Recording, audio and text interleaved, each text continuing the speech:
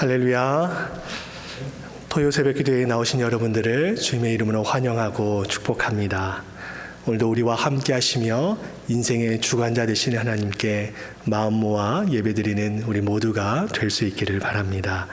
우리 함께 찬송가 279장 하나님께 올려드리겠습니다.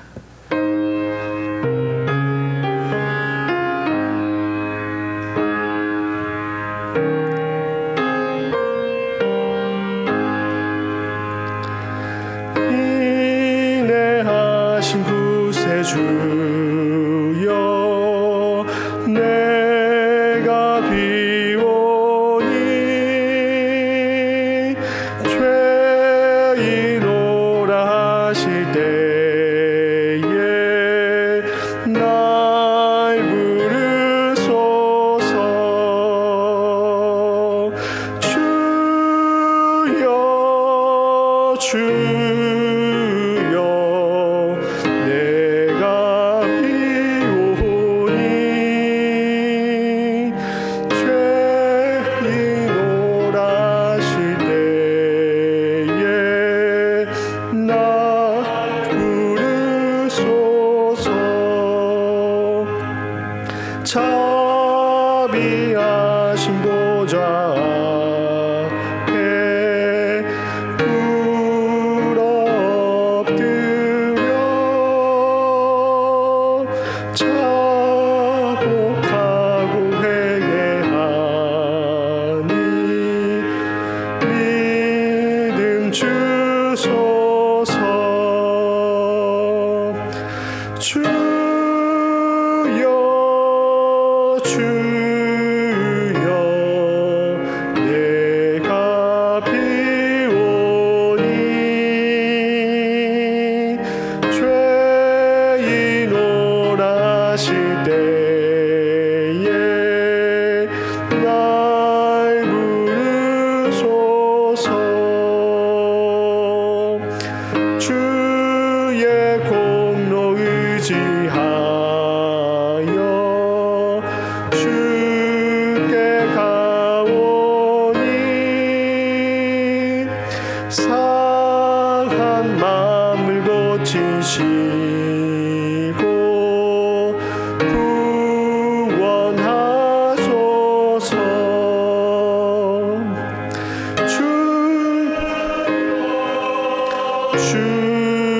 주여 내가 비오니 죄인오라 하실 때에 날 부르소서. 만복 근원 우리 주여 위로하소서. 우리 주와 같으시니 어디 있을까.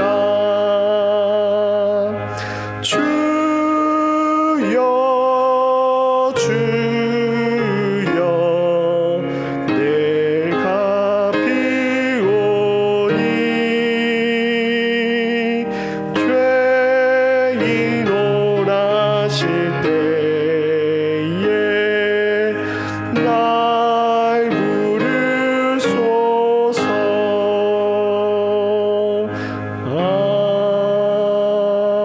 아멘.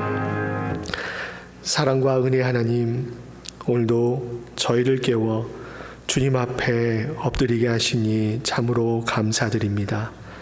성령님, 이곳에 오셔서 저희를 조명하여 주시기를 간구합니다. 진리의 말씀으로 저희를 가르쳐 주시어 진리의 길, 생명의 길로 걸어가는 저희들 모두가 되게 하여 주시옵소서. 말씀으로 찾아오실 주님을 기대하오며 예수 그리스도의 이름으로 기도하옵나이다. 아멘.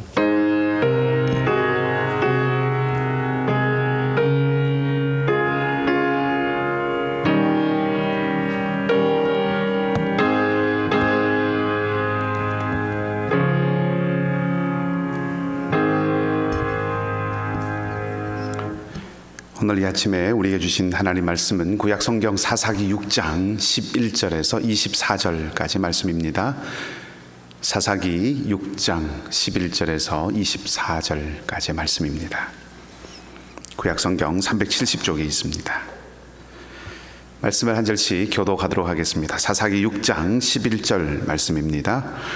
여호와의 사자가 아비에셀 사람 요아스에게 속한 오브라에 이르러 상수리 나무 아래에 앉으니라.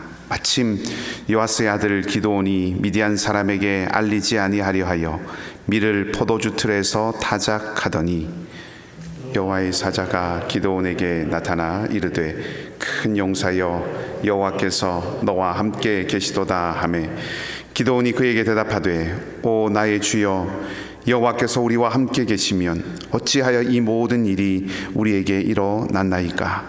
또 우리 조상들이 일찍이 우리에게 이르기를 여호와께서 우리를 애굽에서 올라오게 하신 것이 아니냐 한 그 모든 이적이 어디 있나이까?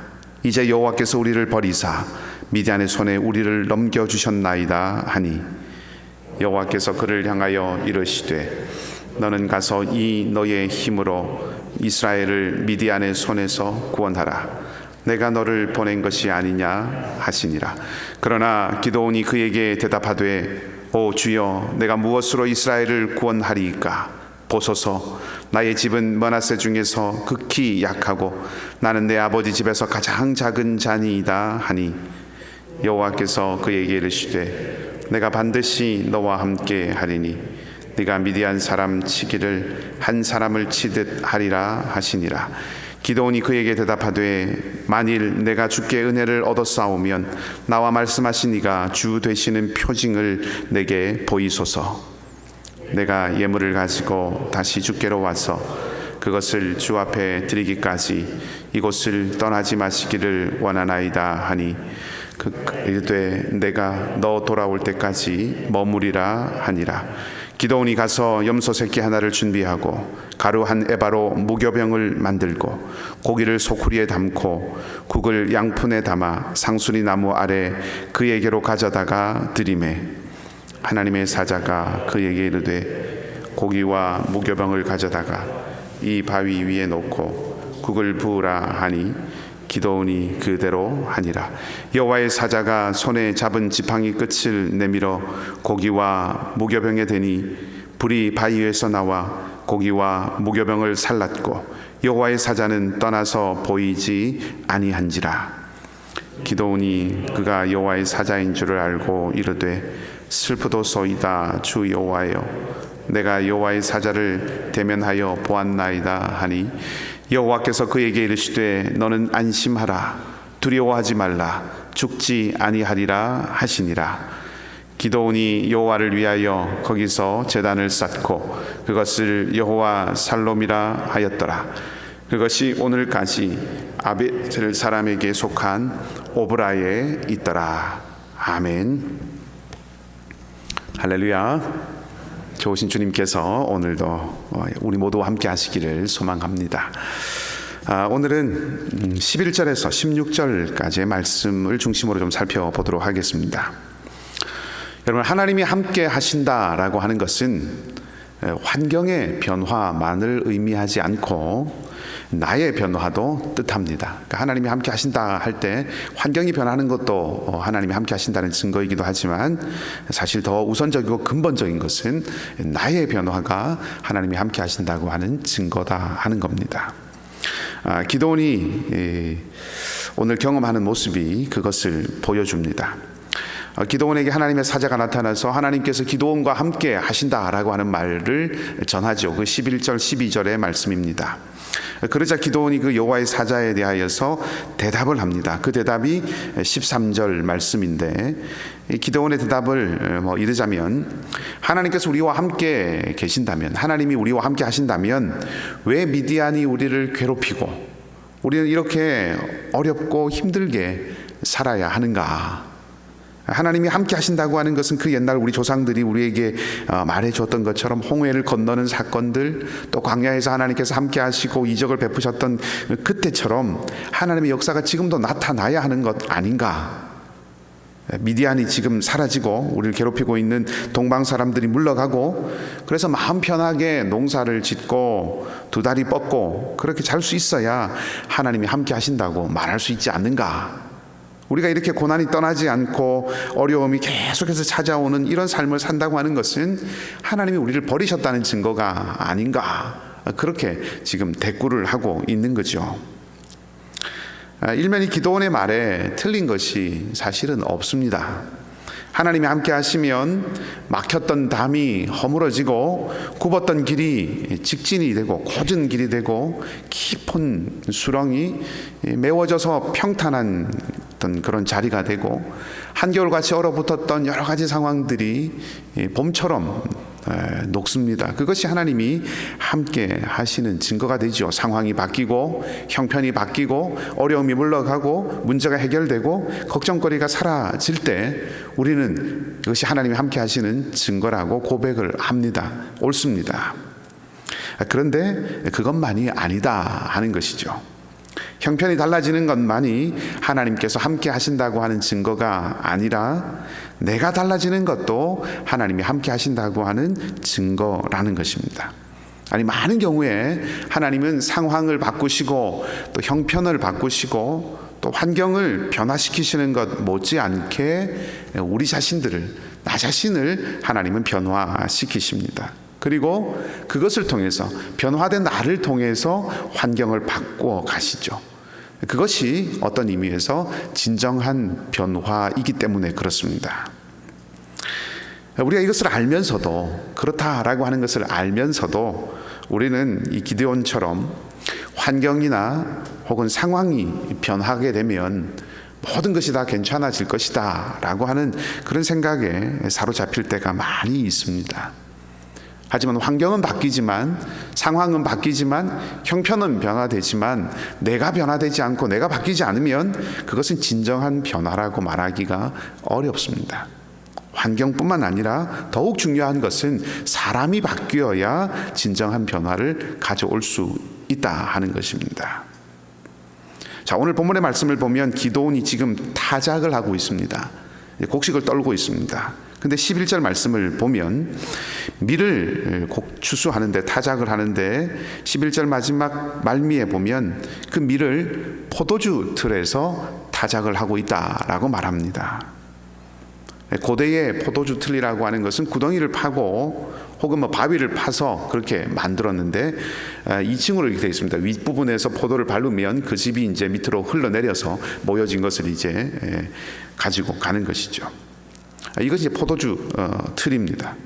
곡식을 타작할 때는, 저도 어릴 때 기억이 있습니다만은, 타작을 하는 곳은 너른 마당입니다.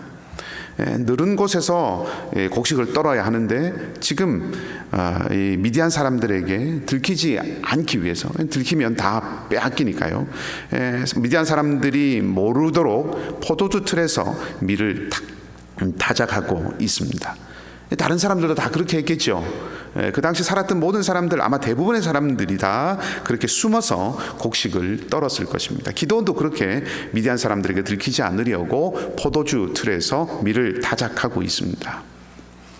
자, 어떤 의미에서 위험하고 또 불안하고 초조하고 긴장되고 하루하루 이 살아내는 것, 먹을 것 지켜가고 그렇게 살아내는 것 자체가 어떤 의미에서 기적인 그런 현실입니다. 그런 현실 속에서 이렇게 자신을 지키고 움츠리고 살아가는 것, 주어진 현실을 얼마나 빨리 잘 파악하고 얼마나 잘 적응하는가라고 하는 것이 현실적으로 매우 중요한 일이었을 것입니다. 물론 중요한 일이지요. 또 그렇게 살아가는 것이 지혜일 때가 많이 있습니다. 그런데 조금 생각을 해보십시다. 이런 모습, 밀을 타작할 때 포도주 틀에서 타작을 해야 하는, 지금 미디안의 위협으로부터 자신을 지키기 위해서 이렇게 지금 어려운 이 환경에 잘 적응할 수 있는 최선의 길을 찾아서 이렇게 적응하고 살아가려고만 하는 이런 모습은, 변화를 생각하는 마음은, 그런 삶은 아닙니다. 가나안 땅으로 이스라엘 백성들을 인도하신 하나님께서 이스라엘 향해서 시내산에서 어떻게 말씀하시고 어떻게 언약을 맺었습니까? 온 세상 가운데서 하나님을 섬기는 제사장 나라가 되라, 그렇게 말씀을 하시면서 그렇게 제사장 나라가 되고 그때 나는 너희의 하나님이 될 것이다, 이렇게 약속을 하시고 이스라엘 백성들을 부르셨지요. 그 부르심과는 전혀 다른 모습이 오늘 이 포도주 틀에서 타작하고 있는 모습이라는 겁니다. 이 기드온은 미디안이 물러가기를 원했겠지요. 당연히 그런 마음을 품었을 것입니다. 그 당시 살았던 많은 사람들, 아니 모든 이스라엘 사람들은 다 자기를 괴롭히는 미디안, 아말렉, 그리고 동방의 사람들, 여러 이방인들이 다 물러가기를 원했을 것입니다. 그것을 소망했을 것입니다. 하지만 어떻게 하면 이 미디안이 물러갈지에 대해서는 생각하지 않았습니다. 오늘 기도원의 모습을 통해서 볼 수 있듯이 이 상황을 그냥 받아들이고 있는 거죠. 더군다나 이렇게 상황이 어려워지고 형편이 나빠진 것은 하나님께서 우리를 버리신 증거다라고, 그렇게 오늘 13절 마지막에도 이제 여호와께서 우리를 버리사 미디안의 손에 우리를 넘겨주신 것입니다 라고 그렇게 말했듯이, 형편이 이렇게 어려워지고 상황이 이렇게 나쁜 것이 하나님이 우리를 버리신 증거다라고 생각을 하니까 이 상황을 바꿀 의지도, 상황을 바꿀 생각도, 상황을 바꿔야겠다는 그런 소망이나 바람도 다 사라지는 것입니다. 하지만 여러분, 우리가 알고 있지 않습니까? 하나님이 이스라엘을 버리셨습니까? 아니죠. 하나님은 이스라엘을 버리지 않으셨습니다. 하나님은 이스라엘을 버린 것이 아닙니다. 하나님은 기드온을 통해서 오히려 이스라엘을 구원하시려고 하는 계획을 가지고 계십니다. 이스라엘을 여전히 살리시고 회복시키시려고 하는 것이 하나님의 마음이죠. 하나님은 기드온이 미디안의 위협에 쫓겨다니고, 그래서 구멍을 파고 굴을 파고 혹은 산성을 짓고 그렇게 굴을 파고 그런 곳을 찾아서, 안전한 곳을 찾아 숨어들고, 또 오늘도 내일도 그저 목숨을 부지하기 위해서 긴장과 두려움과 또 한계와 어떤 현실의 어려움 앞에서 그저 하나님께서 이 모든 일을 하신 거라고 하나님께 책임을 돌리고 하나님을 원망하면서 살아가는 그런 삶으로 이 기드온을 부르지 않으셨다는 것입니다. 하나님은 기드온이 다른 삶을 살기를 원하셨습니다. 그가, 이 기드온이 이스라엘의 구원자로 살기를 원하셨다는 거죠. 그리고 그렇게 살 수 있다라고 하는 것을 오늘 하나님께서 말씀해 주고 계십니다. 그것을 알 수 있는 표현이 기드온을 부르는 말입니다. 12절 말씀에 보면 하나님의 사자가, 여호와의 사자가 기드온에 나타나서 기드온을 뭐라고 부릅니까? 큰 용사여라고 그렇게 부릅니다. 여러분, 우리가 보고 있듯이 기드온은 용사가 아닙니다. 그는 그저 미디안을 피해서 구멍에 들어가고 굴을 찾고 포도주 틀에서 밀을 타작하려고 하는 가장, 어떤 의미에서 보면 평범하고 가장 현실적인 그런 사람이었습니다. 주어진 환경에 어떻게든 적응해서 살아내려고 하는 그런 사람, 현실적인 사람이었습니다. 아니, 어떤 의미에서 보면 용기 없고 겁이 많고 눈앞의 문제에 빠져 있는 그런 사람입니다. 이 기드온이 못난 사람이라는 말씀을 드리는 것이 아니라 우리와 똑같은 사람이라고 하는, 우리도 그렇지 않습니까? 우리의 삶의 형편에 어려움들이 있을 때, 또 삶의 여러 가지 환경들이 풀리지 않을 때, 또 어떤 그런 척박한 곳에 갈 때 일단은 적응하려고 하고, 또 두려움이 찾아올 때 그것에 휘둘리고 흔들리는 그런 삶을 살아갑니다. 우리와 똑같은 사람이라고 하는 것입니다. 이런 삶이 악한 삶이다, 나쁜 삶이다, 그런 것은 아니지만, 오늘 이 하나님의 사람이 기드온에게 큰 용사여라고 했는데 그 말과는 어울리지 않는 삶인 것은 틀림없습니다. 그런데 하나님은 이 기드온을 향해서 큰 용사다, 그렇게 말씀을 하시고 계신 거죠. 이것은 그냥 축혀 세우는 말 아닙니다. 그냥 용기를 주고 그냥 격려하려고 하는 그런 말이 아닙니다. 우리가 이제 알듯이, 이제 7장 8장을 읽어가다 보면 우리가 또 만나게 되듯이 기드온은 정말로 큰 용사가 됩니다. 300명의 아주 적은 용사들과 함께 10만이 넘는 그 미디안 군대를 쳐서 이기고 이스라엘을 구원하는 말 그대로 큰 용사가 됩니다. 어떻게 그것이 가능했는가? 하나님께서 기드온에게 무엇을 하셨기에 그런 삶이 되었는가 하는 것이 질문이죠. 자, 이스라엘이 구멍을 파고 굴을 파고 산성을 만들고 바위 뒤에 숨고 하는 이런 삶을 사는 것은 미디안 때문입니다. 미디안의 사람들이 쳐들어와서 미디안 사람들이 와서 이스라엘 모든 것을 다 약탈해 가기 때문에 그렇게 삽니다. 근데 그것을 가만히 생각해 보면 근본적으로 말하면 환경만 바라보고 자신과 남을 비교했기 때문에 그런 삶을 살아가게 되는 것입니다. 자, 냉정하게 한번 생각해 보십시오. 자기에게 주어진 그 환경만을 바라보고 그리고 그런 환경을 만들어낸 다른 이와 자신을 비교했기 때문에 이스라엘 사람들은 굴을 파고 산으로 들어가서 숨어서 살게 되었다 하는 겁니다. 환경을 무시하라는 말씀이 아닙니다. 힘이 센 이 미디안 사람들이 아무것도 아니라고 하는 것 아닙니다. 환경만 바라보면 안 된다 하는 말씀입니다. 환경만을 바라보면 비교할 수밖에 없습니다. 비교하게 되어 있습니다. 그리고 더 나은 조건, 더 나은 환경, 더 강한 사람, 이런 모습들을 보면서 나의 약함을 보게 되고 그리고 거기에 사로잡히게 됩니다. 그것이 문제라고 하는 겁니다. 비교라고 하는 것, 비교는 우리가 굴을 만들고 산성을 만들어가고 포도주 틀에서 밀을 타작하는 그런 삶을 살아가게 합니다. 두려움과 포기와 좌절과 긴장 가운데서 낙심 가운데 사로잡혀 살아가게 한다는 겁니다. 그리고 더 문제인 것은 그런 질서, 그런 것들이 통제하는 그런 삶을 살아가는 그런 질서가 만들어내는 삶에 우리를 맞추다 보면 내가 조금 더 나아졌을 때, 내 형편이 조금 더 좋아졌을 때 이제는 그 틀을 깨는 것이 아니라 내가 그 틀을 운행시켜가는, 내가 그 틀을 움직여가는 사람이 된다는 겁니다. 쉽게 말하면 내 형편이 조금 나아지면 그때부터 내가 연약한 자들을 누르게 된다 하는 겁니다. 우리가 지금 읽어가고 있는 이 사사기의 이스라엘이 그것을 보여주고 있습니다. 그렇게 된다라고 하는 것을 보여주죠.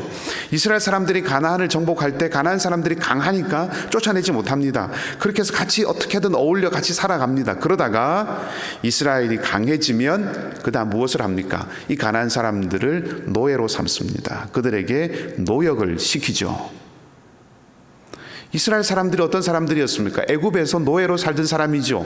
애굽에서 노예 생활을 살아가면서 그 삶을 견디지 못해서 그들이 부르짖었습니다. 그 부르짖음을 듣고 하나님께서 그 자리에서 그들을 건져내셨습니다. 해방시키셔서 자유를 주시고 그래서 누구에게도 눌림받지 않고 살아가는 자유로운 백성으로, 자유로운 민족으로 그렇게 사람답게 살게 하셨다는 거죠. 그렇게 하셨는데 이제 힘을 가지게 되었다고, 힘을 얻게 되었다고 이 이스라엘이 애굽이 되어버린 겁니다. 사사기 1장에서 우리가 확인했지 않습니까? 요셉 지파가 베델을 칠 때 그 베델에서 한 사람이 나옵니다. 그 성에서 나온 그 사람에게 도움을 얻어서 베델을 치게 되죠. 얻게 됩니다. 그 성에서 나온 그 사람이, 그 성이 멸망하고 난 다음에 어떻게 됩니까? 그 사람은 헷 사람들의 땅에 가서 똑같은 이름의 성을 또 짓고 만듭니다. 그것처럼 애굽을 나온 이 이스라엘이, 애굽을 탈출했던 이 이스라엘이 지금 만들고 있는 세상이 또 다른 애굽이라는 것입니다. 이것은 하나님이 원하시는 삶이 아닌 것이죠. 하나님은 이스라엘이 그렇게 살기를 원하지 않으셨습니다. 그것은 출애굽의 은혜를 헛되게 하는 것입니다. 자유를 얻게 하신 그 하나님의 마음, 모두를 더 자유롭게 살아가게 하고자 하는 그 마음이 이스라엘 백성들의 삶을 통해서 이루어지는 것이 아닌 것이죠. 여러분, 이스라엘만이 아닙니다. 우리도 그렇게 살지 않기를 하나님 원하십니다. 그런 삶으로 우리를 부르신 것 아닙니다. 우리도 환경만 바라보면서 비교하고 살아가고, 그래서 애굽 같은 나라를 만들며 살아서는 안 된다는 것입니다. 그것은 자유케 하시는 구원의 은혜를 헛되게 하는 것입니다. 그런 의미에서 우리 그리스도인의 삶의 목표는, 우리는 남들보다 나은 내가 되는 것을 목표로 삼고 살아가는 사람들이 아닙니다. 우리는 어제보다 나은 나를 목표로 하고 살아가는 사람입니다. 남들보다 나은 삶을 살아가는 것이 아니라 어제보다 나은 나를 목표로 살아가는 삶입니다. 바꿔 말하면 그리스도를 닮아가는 나를 추구하는 삶을 살아야 한다는 것입니다. 그것을 위해서 어떻게 해야 합니까?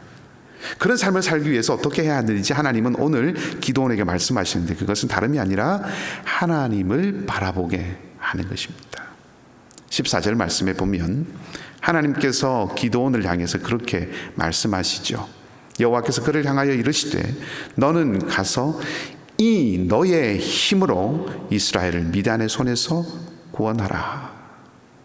여러분, 이 너의 힘이라고 하는 것이 무엇일까요? 기도원이 가지고 있는 힘, 기도원의 어떤 잠재력, 이런 것들을 의미한다고 생각할 수도 있을 것입니다.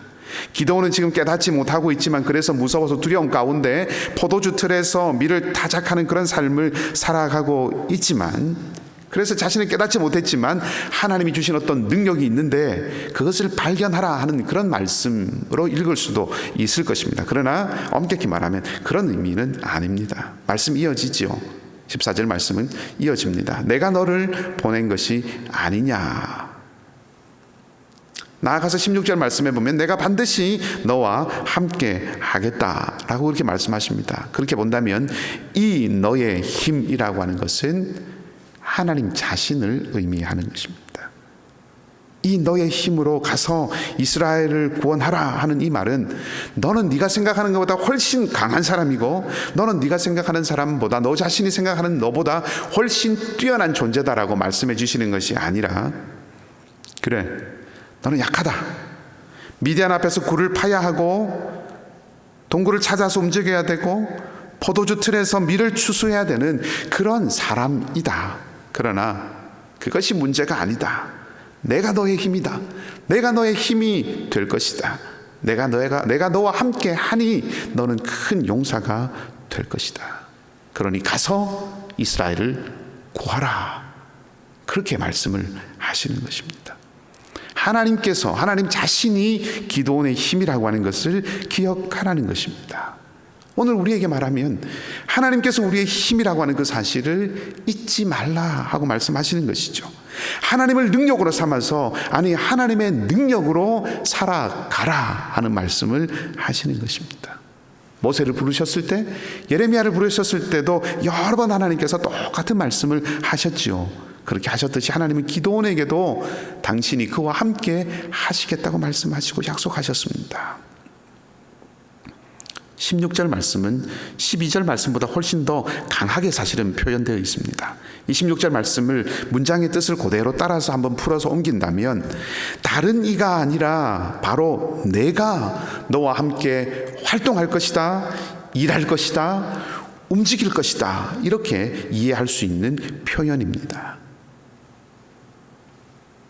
그리고 하나님 바로 당신이 함께 하시기 때문에 기도원이 미디안 사람을 치기를 한 사람을 치듯이 수십만의 사람을 대항하지만 마치 한 사람을 치듯 할 것이다. 이길 수 있다. 승리를 보장해 주시는 말씀이죠. 이 말씀을 통해서 하나님은 기도원이 자신의 그 연약함에만 사로잡혀서 미디안 사람들을 두려워하거나 겁먹을 필요가 없다고 말씀을 하신다 하는 겁니다. 그것을 일깨워주고 계신다는 것입니다. 여러분, 하나님이 우리를 부르셨다, 하나님이 나를 부르셨다 라고 하는 것을 우리 소명의식이라고 하죠. 그 소명의식이 회복이 되면 나의 부족함에 사로잡히지 않을 수 있습니다. 부족하지 않다는 뜻이 아닙니다. 약하지 않다는 뜻이 아닙니다. 그것이 우리를 약하게 만들지 못한다 하는 뜻입니다. 실제로 이 기도원을 바꾸시니 하나님께서 이제 결국 미디안을 물리쳐서 환경까지도 바꾸시는 모습을 우리에게 보여주셨습니다. 오늘 우리 앞에 놓인 세상도 기드온 시대에 이스라엘 사람들이 크게 두려워했던 이 미디안 족속처럼 무서움이 있는, 두려움이 있는 그런 세상입니다. 지금 여러분들이나 저나 동일하죠. 하나님의 일꾼으로서 우리가 맞서 싸워야 할 그 수많은 것들이 만만치 않습니다. 급속히 퍼져가는 사람들 사이에 있는 이기주의라든지 성공지상주의라든지 경제제일주의라든지 편의지상주의라든지 탈종교 현상이라든지 수많은 도전들이 우리 앞에 있습니다. 그것들에 대항하여서 사람을 살리는 복음의 일꾼으로 이 땅을 살아가기가 쉽지 않고 날로 힘들어지고 있습니다. 교회 안에서는, 우리가 모인 이곳에서는 마치 온 세상을 다 얻을 것 같은 그런 용기를 얻을 때도 있고, 그렇게 하나님께서 주시는 그 힘으로 온 세상을 하나님 말씀으로 가득 채울 만한 그런 소망이 가득 있는 그런 때도 있지만, 막상 이 문을 열고 나가면, 세상에 나가면 그렇지 않다 하는 것이죠. 이럴 때 우리는 이 부름 받기 전에, 하나님을 경험하기 전에 이 기드온이 숨어서 밀을 타작하듯이 어디 그래도 좀 안전한 곳에 가서 목숨이라도 이어가야겠다는 그런 소극적인 생각에 사로잡혀서 그저 내 한 몸 지키고 살아가면 되지라고 하는 그런 마음으로 살아가기가 쉽습니다. 그것이 현실이죠. 주님께서 아무리 우리를 그 어려움이 겪는 하나님 백성을 억압하는 그런 세상에서, 그런 세력에서 건져낼 것이다라고 약속을 하시고 부르셔도 선뜻 그 부르심에 따라 나서고 싶지 않을 수도 있습니다. 내가 너와 함께하고 이기게 해주겠다라고 하는 말씀을 하셔도 저는 안 됩니다. 저는 못합니다. 그렇게 자꾸만 뒷걸음질 칠 수도 있습니다. 물론 때로는 성령께서 이끄시는 대로 하나님의 큰 일에 동참하고 이런저런 일들을 하지만 다시 또 의심과 회의와 불안과 두려움에 사로잡혀서 주저앉을 때가 있다는 것입니다. 오늘 이 말씀을 통해서 우리가 그것을 기억하기 원합니다. 보잘것없는 이 기드온을 오로지 하나님만 의지하게 하여서 그들의 그 약한 힘이지만 하나님이 힘이 되시는, 하나님이 너의 힘, 하나님이 나의 힘이 되셔서 구원의 역사를 이루신 것을 기억할 수 있기를 바랍니다. 그리고 그 하나님이 기드온으로 하여금 큰 승리를 얻게 하신 그 하나님이 바로 우리의 하나님이심을 또한 잊지 않아야 합니다. 하나님은 약한 기드온을 미디안의 압제에 시달리던 이스라엘의 구원자로 부르셨습니다. 그처럼 하나님은 오늘 저와 여러분, 우리를 이 아침에 우리의 이스라엘을 구원하도록 부르셨음을 믿습니다.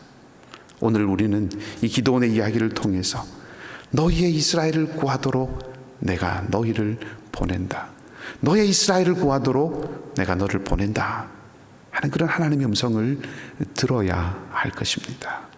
우리의 이스라엘은 이 땅입니다. 우리의 가정입니다. 우리의 학교이고 우리의 일터이고 우리의 직장이고 또한 이 세속의 물결에 휩쓸려서 떠내려가는 이 세상이고, 어떨 때는 또한 우리의 공동체가 우리의 이스라엘일 수 있습니다. 기도를 부르신 하나님께서 오늘 우리를 부르십니다. 그리고 오직 하나님만이 너의 힘이 될 것이다 말씀하십니다. 오직 하나님만 굳게 의지하라고 격려하십니다. 하나님만을 바라보라고 하십니다. 세상 가운데서 이 너의 힘 하나님으로 승리하라고 말씀하십니다. 오늘 저와 여러분, 우리가 그 부르심을 따라서 하나님을 끝까지 굳게 의지하여서 하나님께서 이루시는 놀라운 구원의 역사를 여러분의 가정 가운데서, 또 일터 가운데서, 우리 공동체 가운데서, 또 우리가 살아가는 이 땅 가운데서 맛보고 이루어낼 수 있는 은혜가 있기를 주님의 이름으로 간절히 축복합니다. 함께 기도하십시다. 주님은 이 시간 저희에게도 이 너의 힘으로 이스라엘을 구원하라 말씀하십니다. 그 부르심에 응답할 믿음을 주시고 주님만 의지하여 우리의 이스라엘을 살리는 삶으로 저희를 만들어 주시고 인도하여 주시옵소서. 하나님, 우리 교회가 그렇게 하나님을 힘으로 삼고 주님만을 능력으로 삼는 공동체가 되어서 하나님의 구원의 역사를 이 땅과 이 세대 가운데 이룰 수 있게 하여 주시고, 선교사님들의 사역의 자리에도 같은 주님의 은혜와 능력과 역사가 나타나도록 오늘도 선교사님들을 붙드시고 그 기도와 간구에 응답하여 주시옵소서. 연약한 우리 모든 교우들을 주님의 품에 안아주시고 새 힘을 허락하여 주시며 치유와 회복의 은총을 내려 주시옵소서. 윤혜정 집사님의 부모님들과 우리 윤정섭 권사님, 정현선 집사님, 이면식 집사님, 알렉스 강 성도님 특별히 기억하여 주시고 주님의 긍휼을 베풀어 주시옵소서.